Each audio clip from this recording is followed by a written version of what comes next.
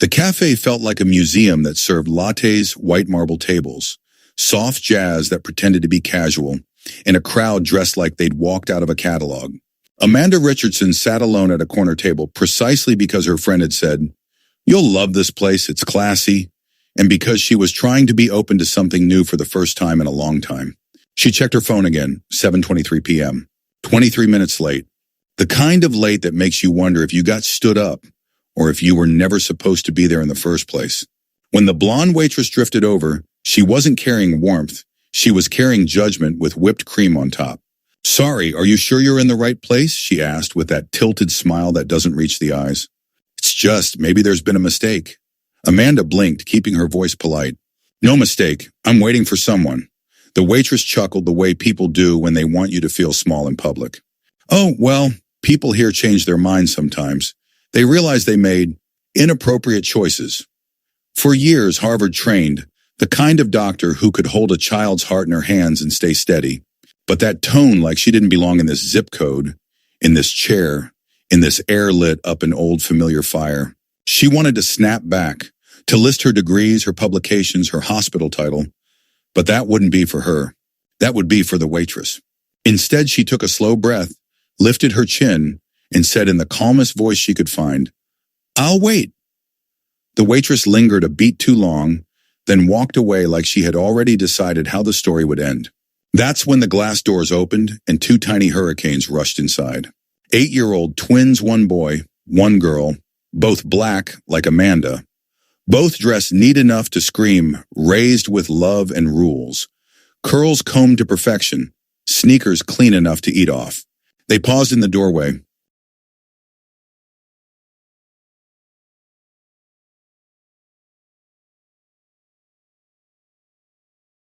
Scanned the room like they were on a mission, and then marched straight to Amanda's table as if they'd been trained for this exact moment.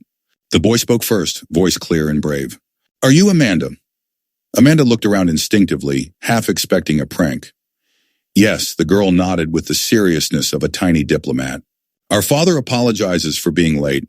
He's stuck at the hospital, emergency surgery." Amanda's confusion flipped into surprise so fast she almost laughed. "Your father?" The twins said it together like a rehearsed line. "Dr. Jason Walker, neurosurgeon at Central Hospital." The air changed. Not because the twins said the name, but because the waitress whose name tag Amanda now noticed read Brittany had been hovering nearby, listening, and the color drained from her face like someone had pulled a plug. Dr. Jason Walker was famous around here. The kind of doctor who made the morning news when he saved someone important. The kind of name whispered at charity galas. And he was black. Amanda leaned forward, lowering her voice to their level. "You said he doesn't know you're here." "You two came here. Without him? Just to tell me." The twins traded a look. The boy lowered his head conspiratorially. "Dad doesn't know we came right now?" "No, ma'am. Dad said Maple Avenue Cafe, corner table 630. And the lady with curly hair and a pretty smile." Amanda felt heat climb into her cheeks. Curly hair and a pretty smile? Had Jason described her like that? The girl unzipped a tiny backpack and pulled out an envelope, holding it out like evidence. "He sent this so you'd know we're really his kids." Amanda opened it and found a photo of Jason in blue scrubs, arms wrapped around the twins. All three smiling, the kind of smile you only get at home.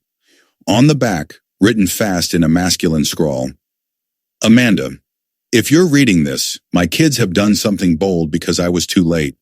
Please don't leave. I'm sorry. Jason." Amanda stared at it, the corners of her mouth softening before she could stop it. She looked up slowly. "You said he doesn't know you're here."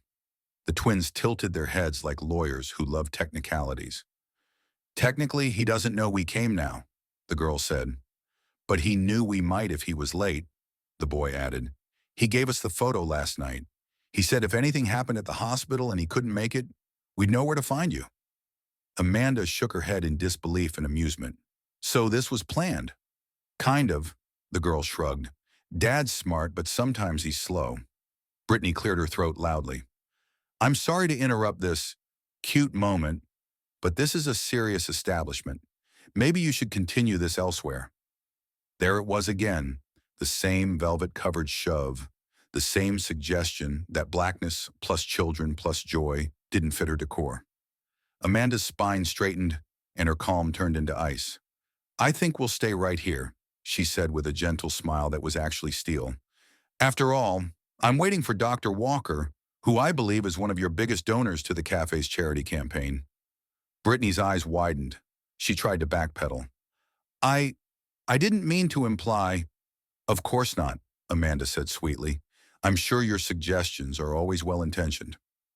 The twins stared at Amanda like she'd just done magic. The boy whispered, "You're like Dad when older doctors try to act important around him."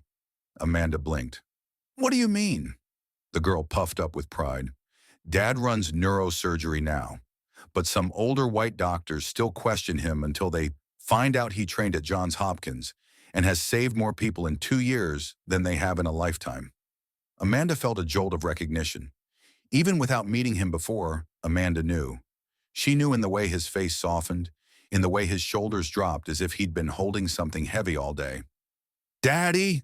the twins shouted, racing to him. Amanda cut in gently. "You saved a child's life. That's the only clock that matters." Something flickered in his eyes. Relief, gratitude, the tiny spark of a man who hasn't been spoken to kindly in a while.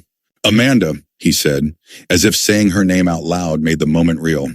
"And I see my little commanders arrive first." The twins grinned behind his legs like cats who just knocked over a vase on purpose. "We didn't want her to leave," the girl said quickly. "Mission complete," the boy added, saluting. Jason sighed, half mortified, half amused. "I swear I didn't send them in alone." "Actually," Amanda said, smiling at them, "they were perfect. They saved the night." Brittany reappeared with a tray and that same fake smile. "Dr. Walker, I made your coffee on the house." She set it down in front of him, ignoring Amanda and the children like they were invisible. Amanda felt anger spark, but Jason beat her to it. He looked up slowly. "Thank you," he said coolly, "but I think my guest deserves the same respect. She's the one you nearly chased out earlier." The vibe in the room had shifted from "look at the intruder" to "oh no, that intruder is connected to someone we respect." Jason pulled out his chair. "Mind if we sit?" "Please," Amanda said. As they settled, the twins climbed back into their seats like they owned stock in the company. "She researches things before I go out. Especially since, well, this is my first date in 2 years," Amanda softened. 2 years, the girl's voice got quiet. "Mom died when we were 5. She said if you're the right person, the boy said it plainly, you won't be kids who've had to turn grief into vocabulary early. Dad hasn't really smiled since then. But when Aunt Michelle showed him your picture, he smiled like Mommy used to make him smile." Amanda felt her heart pinch. She looked at Jason, and for a second she saw beyond the scrubs, beyond the famous name, to a man trying to breathe again after drowning for years. She was still sitting with that feeling when the boy looked at her, serious again. "Grandma picked this cafe on purpose." "On purpose how?" Amanda asked. The girl counted on her fingers.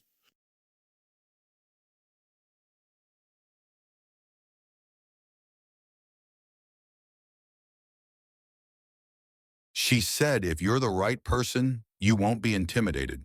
She said this place has a history." Jason cleared his throat. 3 discrimination lawsuits in 2 years. Quiet settlements. My mother-in-law keeps track of places that smile at black people in daylight and push them out at night." Amanda's jaw tightened. "So she used this place as a test." "And we recorded everything," the boy said, pulling a tiny recorder from his pocket like it was the most normal thing in the world. "Grandma said evidence matters." Amanda stared. Jason blinked, stunned. "You recorded the waitress?" "Recorded everything," the girl said. "Grandma said if people show who they are, you save it."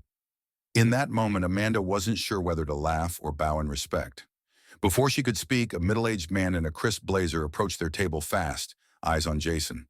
Brittany went pale behind the counter. "Jason," the man said, forcing a smile, "your employee suggested I was in the wrong place, implied my date had made an inappropriate choice, and tried to move me along as soon as the kids arrived." Michael's face tightened. He turned to Brittany, who looked like she wanted to melt into the espresso machine. "Is that true?" Brittany stuttered. I was just trying to—" "Brittany," Michael said flat, "go home. We'll talk tomorrow." She tried to protest, but one look at his face ended it. As she disappeared into the back, Michael exhaled. I owe you an apology, and I owe your mother-in-law a thank you, he added, looking at Jason. She called me this afternoon with a dossier on patterns here. Said she'd help me clean house. I didn't realize tonight would become a live demonstration. The twins beamed like they just won a science fair. Amanda looked between the adults, then down at the kids. So you weren't just trying to save a date, you were trying to protect your father. She glanced at the twins, as having a little team show up right on time. The twins grinned so wide it was contagious. Surrounded by people suddenly reconsidering their assumptions, Amanda felt something rare unfold connection that wasn't fragile, a family that had already decided to fight for love without waiting for permission. And as they sat there talking about their hospitals, about the twins' obsession with space documentaries, about Amanda's work with kids who needed heart surgeries, she realized this night wasn't a coincidence. It was the opposite of coincidence. It was a rescue mission, a character test, a quiet act of justice, and the first step into something that could actually heal people who'd been bruised by the same world. Outside, the city kept glowing like nothing had happened. Inside, one café was about to change its policies. One waitress had met the consequences of her prejudice. One widowed father had found a reason to smile again, and two little strategists had proven that sometimes love doesn't arrive with roses, it arrives with courage, receipts, and a note that says, "Please don't leave." If you believe that the right people find each other even through the mess, stick with this channel, because some stories don't just end with a date that finally begins.